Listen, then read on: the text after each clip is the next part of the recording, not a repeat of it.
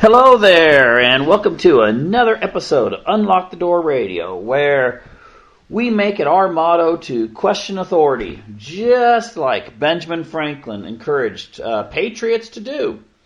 And might I say, even if you're not in the United States, and you don't really connect that much to Ben Franklin, it's a good idea anyway to question authority and see exactly, where things are coming from. Question the media, question government.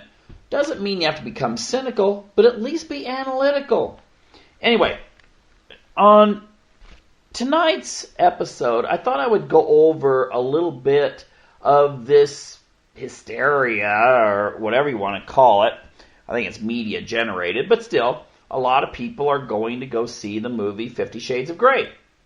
I'm not going to be one of them. But the thing is, I'm not going to sit here and criticize the film. I'm not going to praise the film. I don't know that much about it, except for the basics, which I'm going to make into more of a metaphor for contemporary American society. I'd argue also for much of the rest of the Western society that, like Europe, for instance. I don't think they're much different. But I'm just going to make a very basic metaphor here and try to see if there's kind of something we could learn from the premise of this very successful book series and apparently very successful movie. Now, the basics of 50 Shades of Grey is about a young woman who gets into a relationship with some really rich billionaire type guy, young billionaire. And it turns into a relationship of domination from him and submission from her. And it goes through this relationship as, I guess, he sets the rules and she follows and apparently must, find some sort of satisfaction in this sort of relationship. Now, this is where my connection to the book and the movie will end. Again, I don't care if you rate it, not, whatever. That's immaterial. I'm not going to make any judgments on the film or the books.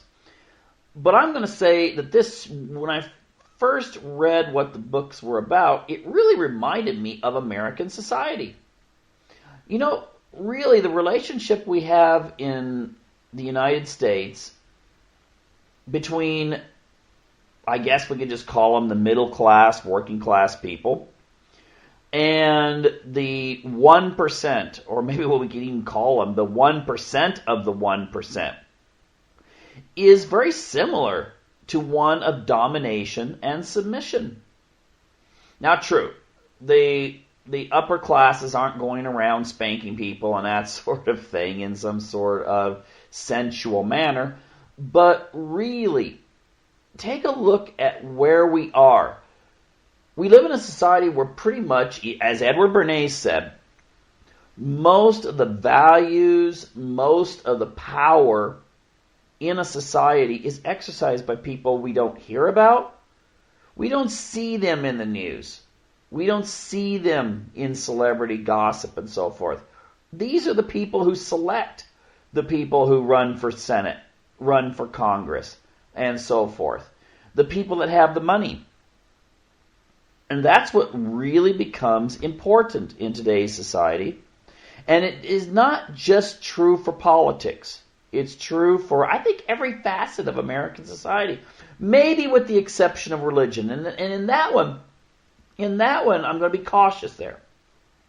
I'm going to say that many religions do have very wealthy people who ultimately control the directions of the particular religion, whether they be the donors to a particular congregation, in which the minister has to be like, well, maybe I'm not going to talk about divorce that much because the three principal donors to the church fund are all divorced individuals. But ultimately, religion gives a little bit of power to people that normally does not exist in contemporary American society. Now, of course, there's going to be some people Some people are going to say, well, now, wait a minute. We live in a democracy. We live in a system where if you really want to have an influence, you vote. You watch the news. You stay informed, and you make your voice heard on election day. Do you know what? Even then, you don't have that much influence. I mean, there was a study recently done, and I found it's kind of interesting. I saw it reported in a lot of the British press, but it's here in not so much in the American press. Although, I mean, there's big stuff out there about certain celebrities showing their rear ends, and everyone having a big deal about that, or what some wife of a football player is commenting about. I mean, those are big stories. I mean, we can't ignore that. And what's Miley doing recently? We got to keep up on that. But no, the British press, an article in the Telegraph recently, and basically what it is dealing with a study that was done by researchers from Princeton and Northwestern universities.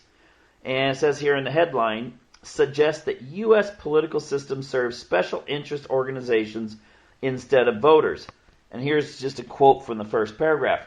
The U.S. government does not represent the interests of the majority of the country's citizens, but is instead ruled by those of the rich and powerful, a new study from Princeton and Northwestern universities has concluded. The report, entitled Testing Theories of American Politics, Elites, Interest Groups, and Average Citizens, used extensive policy data collected from between the years of 1981 and 2002 to empirically determine the state of the U.S. political system. Look that up. Just type in Telegraph and the U.S. is an oligarchy study concludes. So anyway, really what this study and other research has indicated is that essentially if you've got power, then you can concentrate that power, whether it's, money ultimately, but various types of influence, onto elected representatives, and you will get what you want accomplished. Now, the polls may show some things. Now, I haven't even taken a stand on a lot of these issues here on radio, but I will say this.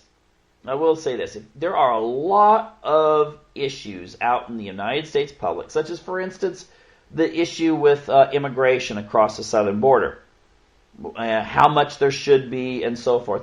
And what's kind of interesting is if you read the opinion polls, the vast majority of people have a much different view than people like Obama and Boehner and so forth. But where do you think it's going to ultimately wind up? You see, ultimately, what will happen is whatever the large interest groups and the large corporations want to have happen will happen. There are trade deals that are taking place both in regards to Asia and in regards to Europe. You probably haven't even heard of those. They're very major. There's a lot of things contained in those agreements, if they go through, that people might, both on the right and the left, might say, hey, wait a minute. This is not what we support. But once it's enacted, then it becomes the law. Once it's enacted, then it becomes something that goes through the courts and so forth.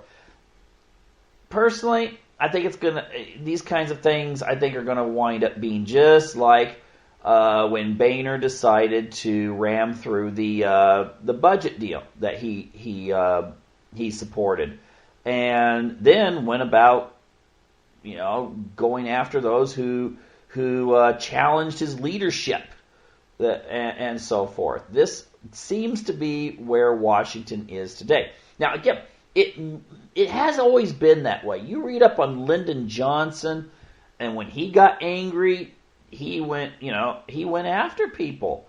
Richard Nixon, he did the same thing.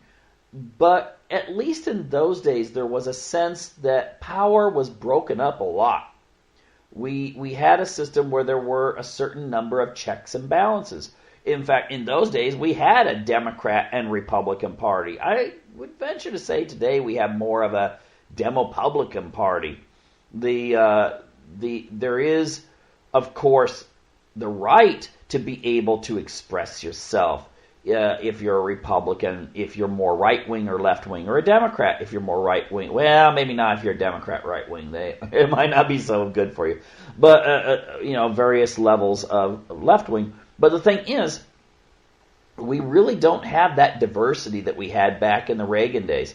I remember, coming of political age during Carter and Reagan. I was kind of precocious on that. And there were Republicans that were all over the place philosophically. There were Democrats that were all over the place philosophically. You had Democrats that were way more conservative than the most conservative Republicans, and vice versa. You had some Republicans that were really, really liberal. You don't have that now. Seems to be everyone's kind of, at least most of them, are kind of in the middle. When it comes to war, they're in the middle. When it comes to economics, they're in the middle. And you know where that middle stands? Right at the footsteps of the people who want the wars and want more money and regulations that benefit large corporations, but not so much what might benefit small guys that are setting up their own little, ma and pa diner someplace. Not part of a franchise. Who speaks for them? Come on, who really speaks for them? We know that the large, huge, like hamburger joints, those chains, they have some influence. They can afford lobbyists. Little diner out in the middle of a small town someplace in Wisconsin, they can't afford that. So they just kind of, they pin all their hopes on the local politicians and hoping that things go well when it comes to zoning and so forth. But they have nothing. They have no influence whatsoever, and I mean none whatsoever when it comes to, for instance, if there's a large plant that is going to shut down because a large retail giant is basically saying we want our stuff manufactured in China or Indonesia or Bangladesh. So in order to make more profits, in order to have a spreadsheet that's going to make those stocks go up and give more money to our shareholders and bring them more dividends, Wall Street has to look at this and think, wow, you are cutting costs and you're raising profits. So therefore, what do you think is going to happen? Well, the plant shuts down in Wisconsin and, the diner's affected. Might have to go out of business because now the people that used to go there during lunch, they're not going there for lunch anymore. And that's another really interesting point that we have to look at. Wall Street. Come on. When you hear about, the Dow is up, does that really help you? Now, if you've got some money in stocks, it might. But you know what? I think the Wall Street metaphor is very similar to something like the Super Bowl or something. Does it really matter to most people which team wins? Really? Maybe psychologically, the Dow is up. I hear Democrats, the Dow is up under Obama. Does that prove that more working class and middle class people, and maybe even people that don't have jobs, are getting better jobs or having more opportunities because of it?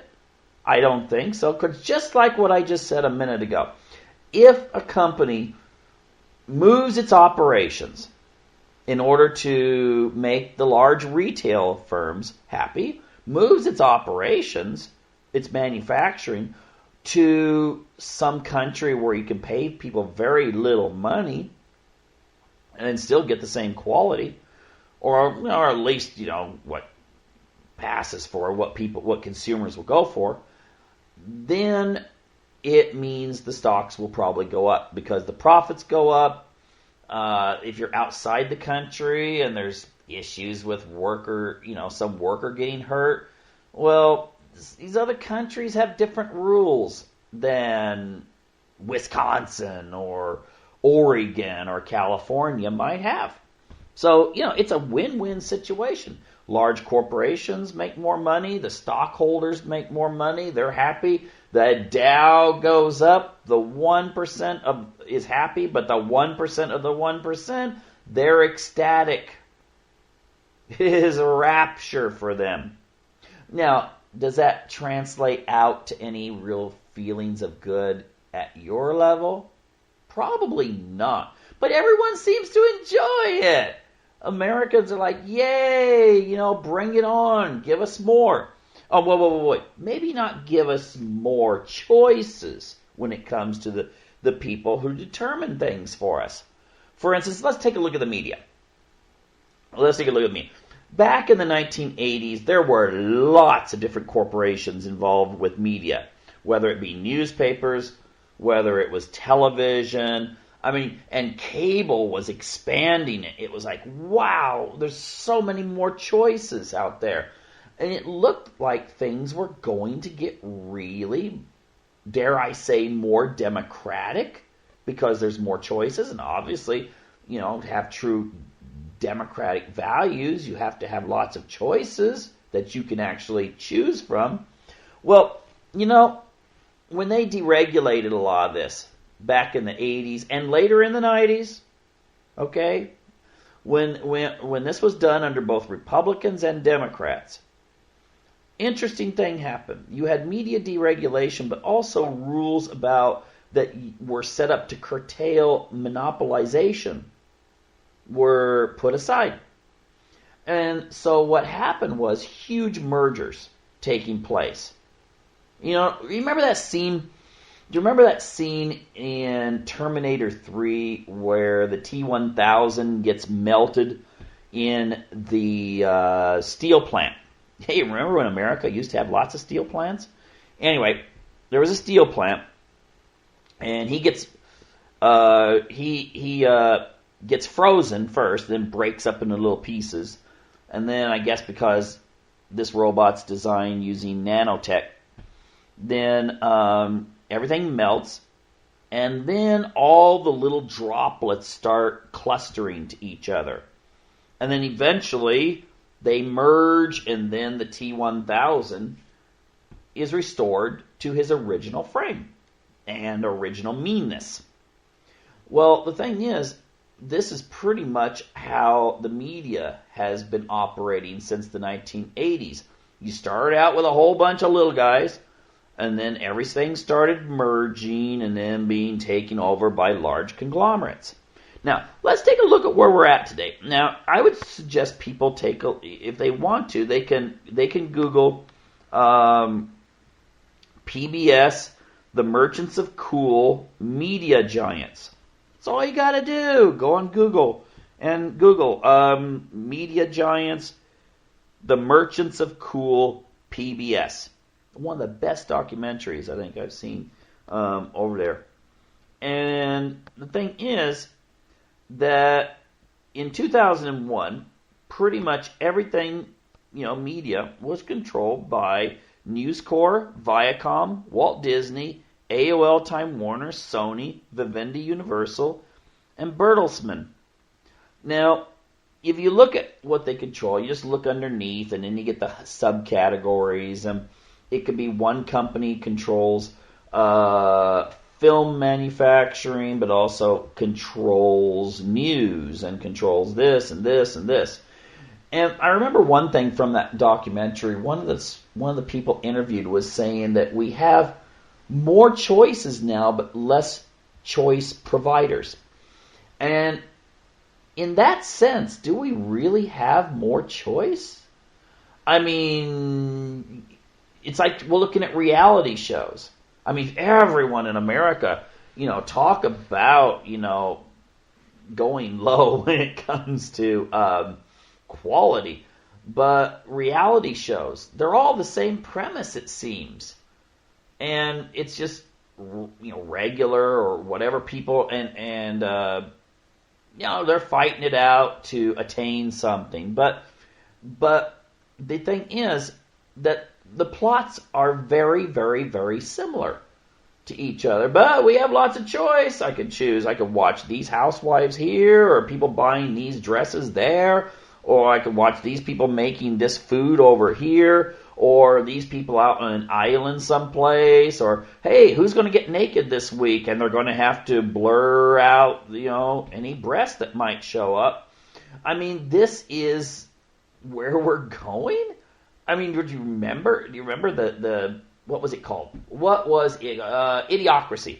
Excellent movie. You should all watch it. Seriously. Started out as a comedy, and it looks like more like a documentary now. And there's this, it's kind of that same thing. The number one movie of their time, it's supposed to be set 500 years from now, is a movie just it's a close-up of a guy's rear end. And he moves it around, that sort of thing. And people sit there for a couple hours watching it. I mean, is this where we're heading, or is this where we're at now? But the thing is, people seem to enjoy this relationship. And who gives it? I mean, you get wealthy business people, media giants and so forth, come up with this stuff, and they aim for the lowest. Well, I'm actually not going to say the lowest. I'm just going to say the common denominator. What will bring in a lot of people from a certain demographic, and it could be any demographic really, and then you tailor your show to fit them, and you pick the same kind of cast people that will appeal to the demographic that you want to sell this to. You don't want them to look too outrageously successful, wonderful, gorgeous people. But you don't want them to be people that no one can relate to. I mean, there are reality shows for that too. I'm not going to give any publicity to them. But the thing is that this is what the billionaire class gives us. Through their people, they pay to come up with new shows and new entertainment. I mean, is that what it's all about? It seems to be. And people love it. People just love their relationship to that. I mean, I'll say this though. Now, people are going to say, well, what about the internet that provides a avenue to get information besides from these people? And that is true. That is true. Alternative media, very important. Very, very, very important nowadays. It is having a certain amount of impact. But unfortunately, I saw a video recently that was an analysis of ISIS. It was really well done. I mean, this one really was an outstanding video.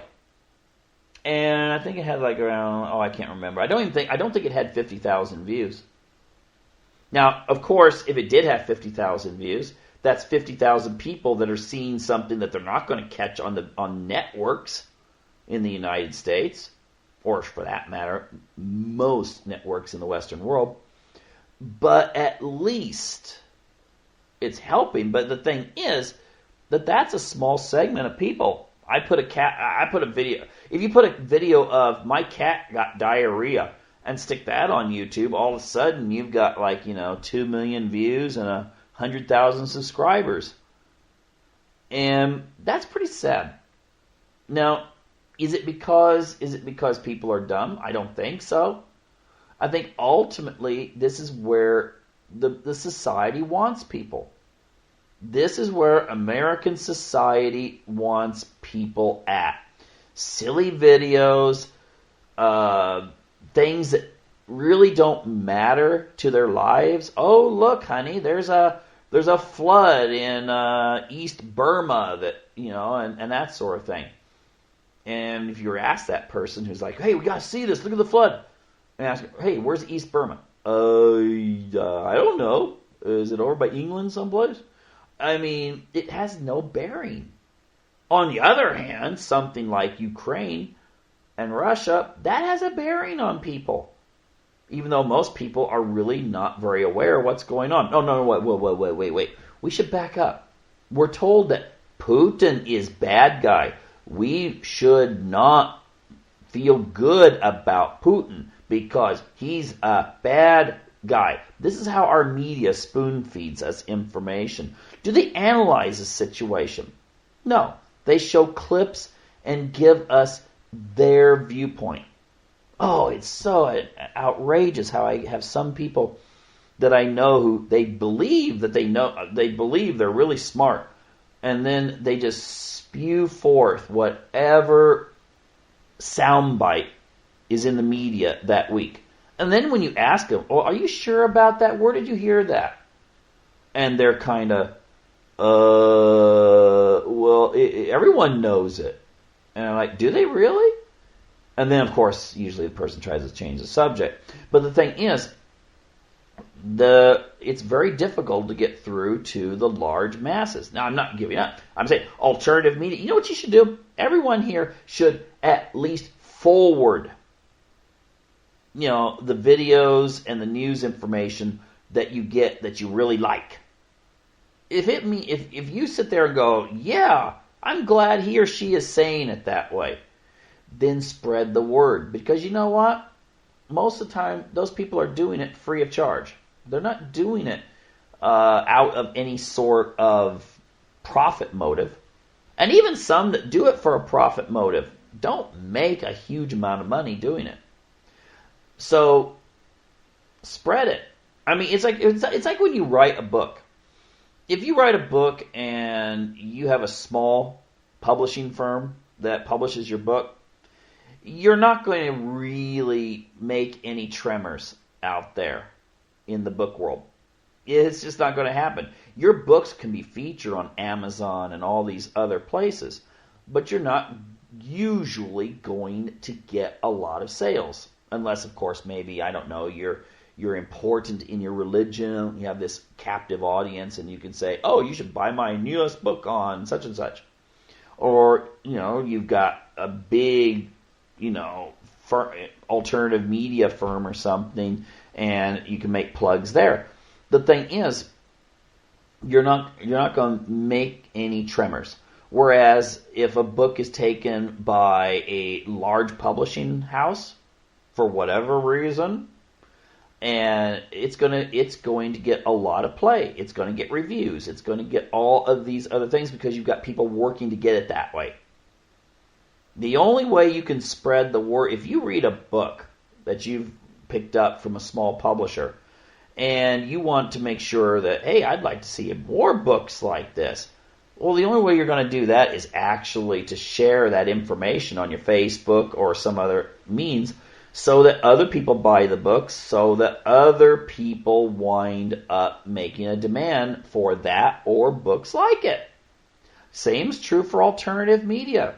You could say, wow, I ran across this video the other day. It was really fantastic. And then someone says, hey, can you share that with me? Oh, I don't think, I could look at my history. I don't know if I can find it, though. You should have shared it in the first place. Put it on Facebook. You're not going to, of course, if you put it on Facebook, it's not going to reach even a small fraction of your friends. If because of the way things are set up there, but it will reach a fraction versus none. So anyway, the other aspects of this whole relationship between the masses and the billionaires. Okay, now, well, let's take a look at the military-industrial surveillance complex. I mean, think about it. If you are over the age of 35 and someone would have told you back when you were, 20, that you would be living in a world in which your TV, some of the new TVs now, I was looking at some articles about that, actually, they even admit in the fine print, might want to talk about certain details around your TV set. Why? Because it's being monitored. I remember the first time I saw the movie 1984, and I was just like, how would that work where a television would be able to speak back to you? And I saw 1984 back in 1984. And now, I mean, the technology's there. I mean, you could be listening to that laptop that you might be sitting in front of right now, that little camera up there. Even when it's turned off, they can take pictures. Same with your cell phone. I've even heard, although I don't know if it's accurate, I haven't looked it up, that you can use someone's cell phone to track their heart rate.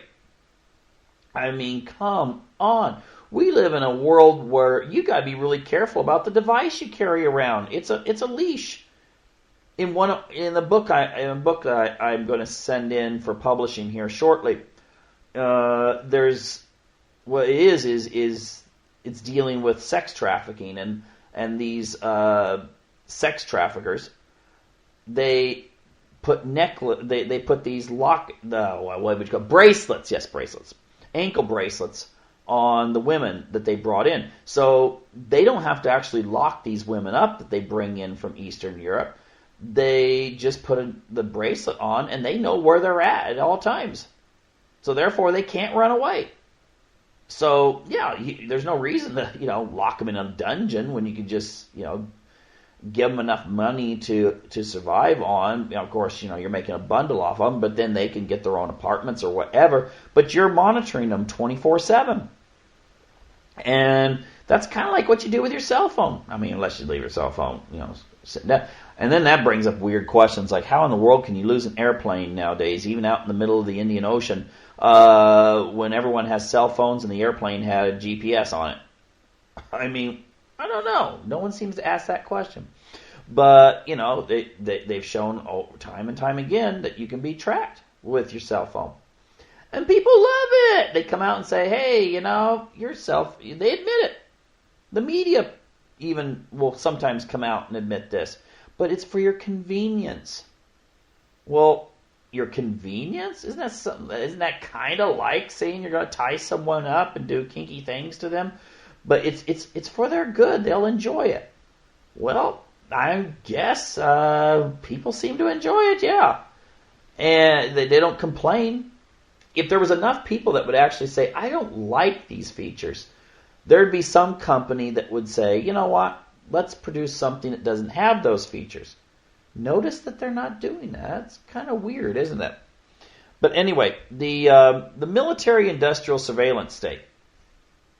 Eisenhower, he warned us against it. He warned us and said, we should be always vigilant against too much power being concentrated in large corporations whose vested interest is the surveillance. Not surveillance. They didn't have that in those days.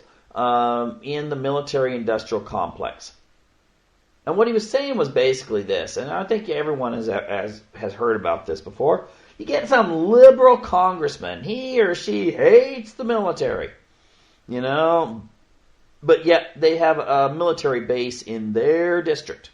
Lots of people stationed there, brings money in, helps, people that have their diners and stuff be able to continue in their businesses. So he or she votes 100% for those kinds of projects. Then they make deals with someone else that they'll vote for their project if they will vote for their project. And so everyone interlocks and you get these massive military budgets. And you know what? The U.S. military budget is bigger than all of the military budgets around the world combined. Wow. That is some force and power in a system in which we're borrowing money and our infrastructure is crumbling in order to make sure that when we decide we can throw some cruise missiles and those cost like $1 million a shot at someone we don't like. We didn't like Gaddafi. Look at Libya today. Christian Egyptians that have gone there to work, they get their heads cut off by ISIS. 21 of them yesterday got their heads cut off. Of course, ISIS films it. The thing is, I wonder, did the American taxpayer pay for the knives and the cameras by ISIS? Where did they get all their armament in a place like Libya? Wow, wasn't it just a few years ago that we were supposed to take out Gaddafi because we were worried that Gaddafi might be doing nasty things to some people that were against him? And what did we get for it? We blow a country. The BBC recently ran an article about the Christian men getting their heads cut off and said that, then they admitted, Libya cannot be called. Libya does not have a government. Libya is Mad Max. Okay, probably without the motorcycles. They have those white pickup trucks for ISIS. But if you wouldn't want to go to Libya, okay, I mean that is not the kind of place you want to go unless you're tired of life and you want to go out with a bang. But Libya doesn't exist. Where's NATO? NATO all that concerned? They were, oh my gosh, we've got to do something. You had England and France and the United States and of course when they all join hands and together, then they say, well, it's not our individual responsibility. So when people call out Obama supporters and say, why the heck did you support the war in Libya? They'll either say, well, it wasn't really a war. Well, what do you call it when you drop bombs on a country? If it's not a war, there's another word for when you bomb another country, including civilian targets. What is that word again? Oh, well, I'll let you think about that for a second. But you drop, they'll also say, well, it was NATO. Oh my gosh, who controls NATO? Let me see, Estonia? Do they control it? Norway, do they control NATO? Could it be France, England, and the United States are kind of the ones who really control NATO? I don't know. Maybe you put your money on Norway. I mean, those Norwegians, Viking heritage and all, they must control NATO. Obama had nothing. No. Sarkozy, Obama, Cameron, they had nothing at all to do with sending Libya back to the Stone Age. And putting ISIS in a position where they could start making huge inroads in countries like that. Okay, I mean, think about it. Think about where. But hey, we're not supposed to think about it, are we? You're supposed to watch little news segments, and then when you feel all anxious, then you buy the products that are advertised, because that will relieve the anxiety. It's totally Freudian. Bernays talked about it. Whip people up, show a commercial. I feel so much better. Whip them up again, show a commercial. Oh my gosh, I feel so much better now. Oh look, the weather report's on, and there's a tornado. Well, it's not in your state and everything, but hey, look what it did to that trailer park. This is how you're being played. Think about the Hunger Games, and then think about the way where things are today. And people enjoy it. They like taking the role of the submissive. Then we go on here.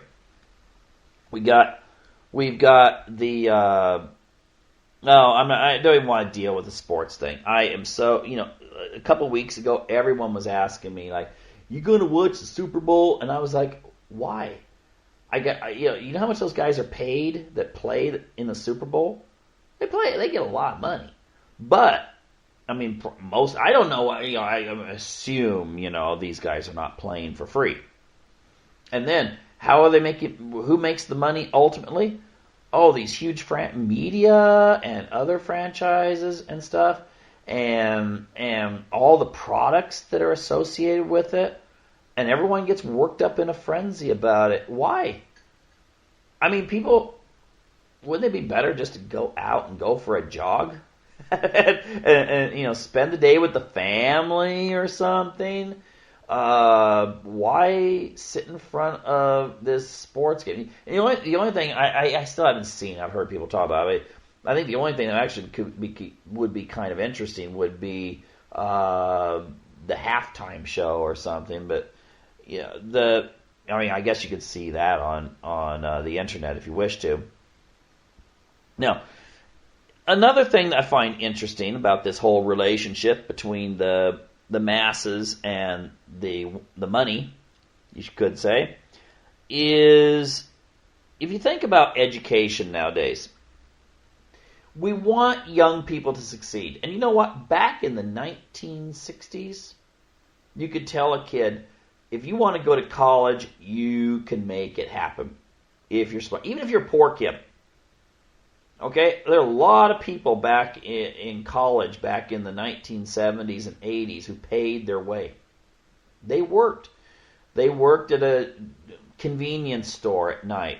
They might take a job, as I did. I took a job on weekends working in a lumber mill. And yeah, that was before it got all sexy, with all these reality shows with people chopping trees down or cutting wood up. But the thing is, hard work, but I never had to take any loans in order to go to college.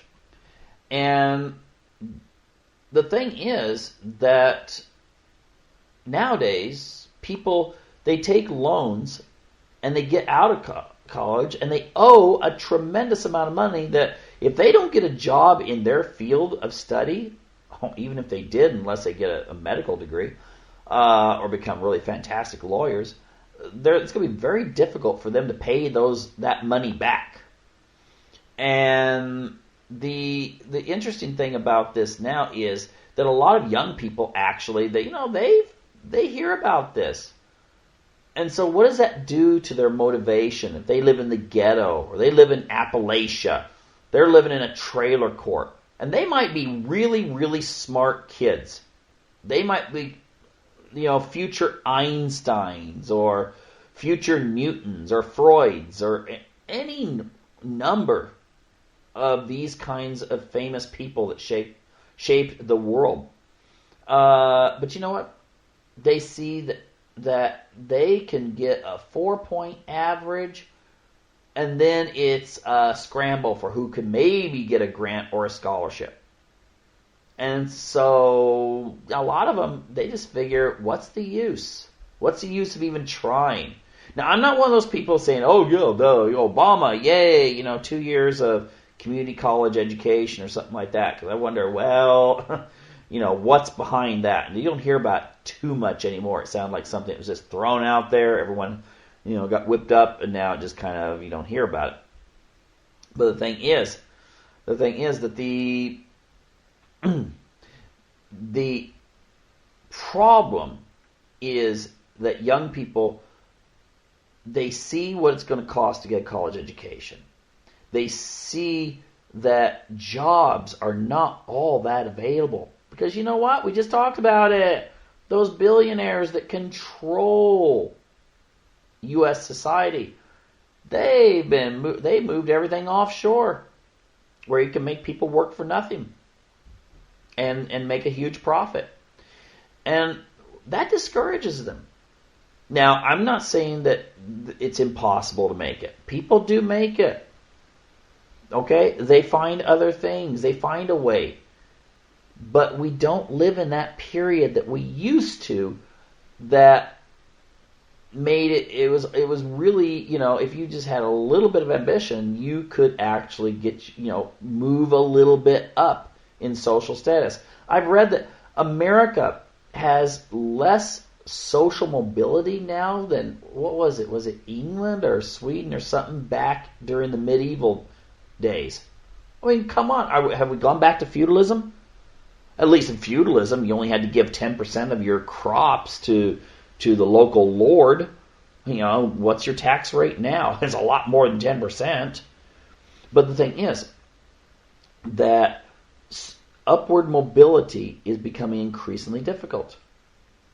And the problem, again, is people don't feel like they have ever anywhere to turn. They turn to the Republicans. Well, the Republicans give them the whole... essentially, a lot of people feel like they get the prison rape scenario. They turn to the Democrats. Different day, different soap. So what essentially is the alternative? Again, maybe people need to start... I'm seriously thinking we are long overdue for a return to kind of a 1960s mentality. I'm not saying, everyone now gets these images of hippies and stuff. But you know what? They had some good ideas in many respects. I mean, hey, and I don't use drugs or anything and so forth. But the thing is that the other aspects, the try to pull away from the consumerism. Try to pull away from the conformity. The ultimate way to show that you're not part of the system and part of the submissiveness. Oh, do it to me, that most people go through every single day, is to try to become independent in some ways. Try your darndest to teach yourself and your family. Try to avoid the contemporary low caste. I would say very low, very very low level of culture that is essentially symbolic of America today. Will you be, as Nietzsche said, if you try to resist the tribe, you'll be lonely. You'll feel discouraged. But you will own your own self. You will own your soul. Nietzsche was a smart guy. I wonder how many, you say Nietzsche to people on the street, they're like, is that a new rap group or a new pop star? Nietzsche? I think I heard her the other day on the radio. No, the thing is, we have to resist that. Resist the glitz.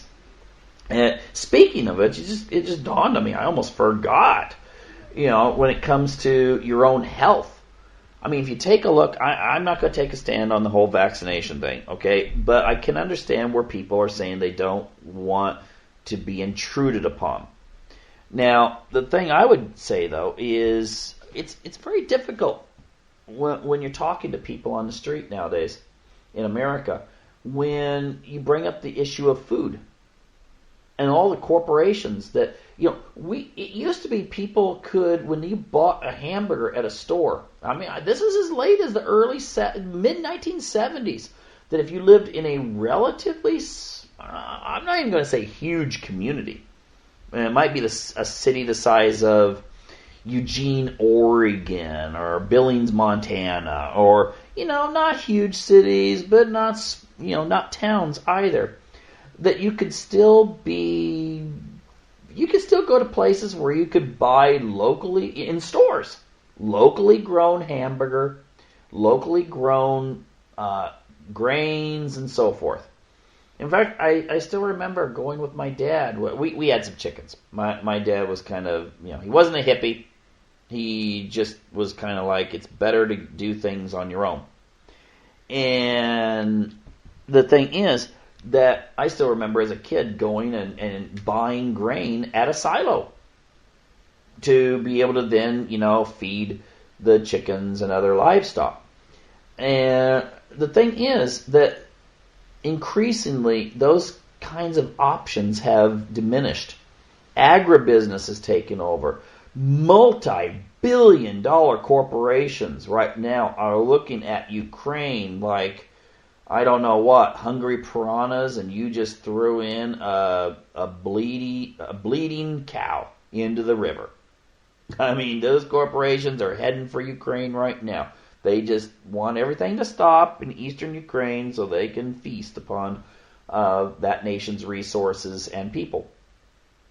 Now, the thing is that maybe try to find opportunities to buy your stuff organically grown. Try to find places where you can still buy food, like buy a side of beef from a farm directly, or chickens that actually haven't been fed all kinds of who knows what types of frankenfood and kept in little boxes so they don't move, so they grow fatter, and so I have to admit, whenever I go to China, oh man, bacon is so good over there because there's hardly any fat on it. You know why? Because their pigs are not grown. Their pigs can turn around. That's not something you get in factory farms. Okay, pigs can move. Pigs have, they build muscle tissue. So when you do process them for meat, you're actually getting food that experience the outdoors in many cases. And you know what? I have to say, I wonder, does that mean it's going to be healthier and healthier to eat? It just seems to me that if you essentially, it's almost like the way we grow mushrooms. You grow them in these little confined areas in the dark, and then you look at the way factory farms are. It's no wonder the big corporations that own the factory farms go to state legislators and have a total fit and get laws passed to make it illegal to film inside of those factory farms. Because there's some animal rights people. They've gone in, they've gotten a job, and they have a little hidden camera, and they film the conditions.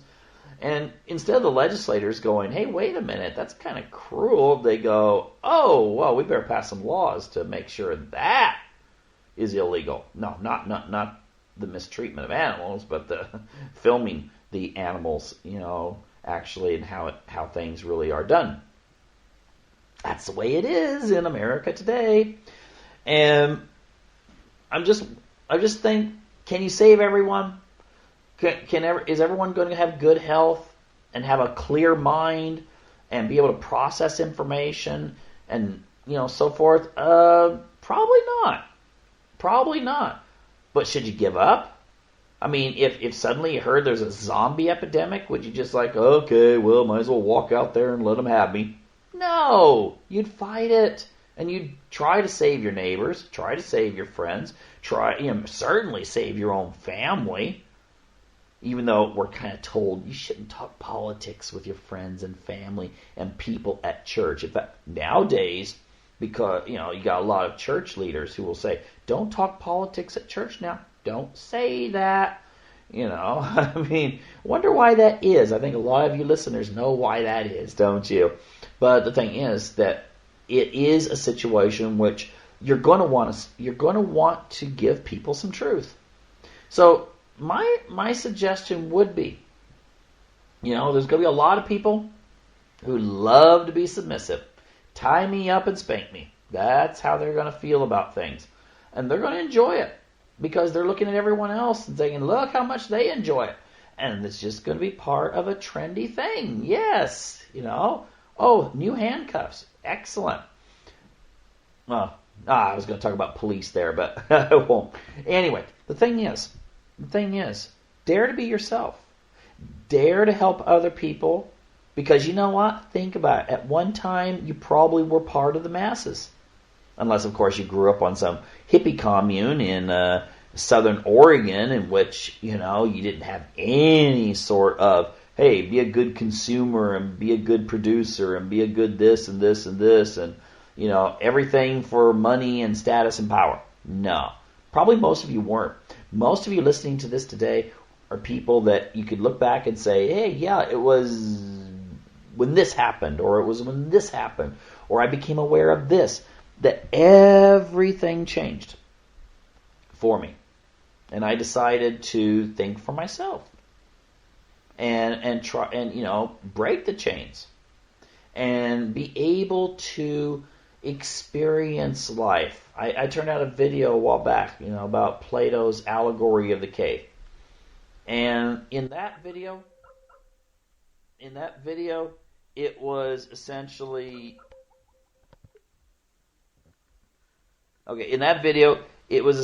saying that, it was talking about the idea that if our reality is based on what we see around us, if our reality is based on what we see around us, and we are unwilling to check and see what else exists, and then someone comes along and says, hey, there's a whole new world, a whole new way of thinking, most of us are going to feel uncomfortable. We're going to resist it, but come on. Ultimately, at one point, you did. And it's important now that you try to get to this point where you don't just hold it in yourself, you spread. The thing is, take a look where the country is now. Take a look. We have military people, retired military people saying they never felt war with Russia would ever happen. During the Cold War, even when Reagan made jokes about, nuclear war, no one took it seriously. No one ever really thought about it. But you notice how the left was always like, oh my gosh, the world's going to end. And they were telling your kids, the ones that are now, I guess they would be kids that would be in their 30s right now, saying, oh, there's going to be a war and you're going to die, all of you. Why bother having a family when you're all going to die anyway, thanks to the Reagans, that sort of thing. Well, the thing is, we never had a nuclear war. But now we have a situation where we've never been closer. I so wish that Reagan were still alive today and be able to see what's happened. I think he'd be out there. He'd be one of these people, being interviewed on alternative radio and saying that this is not what I had in mind. This is dangerous. This is stupid. But people are going to follow along. They're going to salute and say, and like, yay, this is wonderful.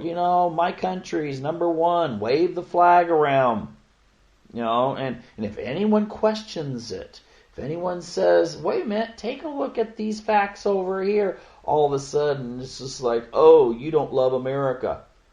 Well, isn't that kind of like an abusive relationship? An abuser pushes you around and forces you to do things, and then when you question him or her, they say, you don't love me, do you? You really don't love me. I don't understand why you don't love me. Don't you support what I am doing? It's for your own good. Isn't it the same thing to say that, to question where your government's taking you is in some way wrong? Teddy Roosevelt said that it is not an act of patriotism to support your government or your president, that you should support your nation, but you should question its leaders. Because if we throw that out, if we throw that aspect that was part of American culture, that sadly those men and women that grew up during the 1920s even, and 1930s, as they die off, they believed that essentially you supported your country, but you didn't unquestioningly support the large corporations and the large government. You didn't just say, yes, I will do as you say. And nowadays it's turned around. It's an act of patriotism. I love large corporations and I love the government. And in those cases where you do have left-wing, right-wing people, the right-wing person, they used to be, they could look and say, oh, there's corporate America, there's government. And they could say, government, I find you oppressive. I'm going to go over here to corporate America. The left-wing people, oh, corporations, I see you oppressive. I'm going to go over to the government. Well, you know what? Now they've merged. Government and corporations, same thing. So therefore, who do you go to? And then you got the right-wing, left-wing person looking at each other like, what happened? Yeah, really, what did happen? Anyway, we're running out of time here, so I'm just going to say, try not to be submissive. Try to assert yourself nowadays, and whether it be on the local level or even in your amongst your friends and family, try to stand up for what's right, and you'll bring more people around to your side. Don't be shy. Don't submit. Anyway, that's enough for this evening, and thank you for tuning in to Unlock the Door Radio here on UCY TV.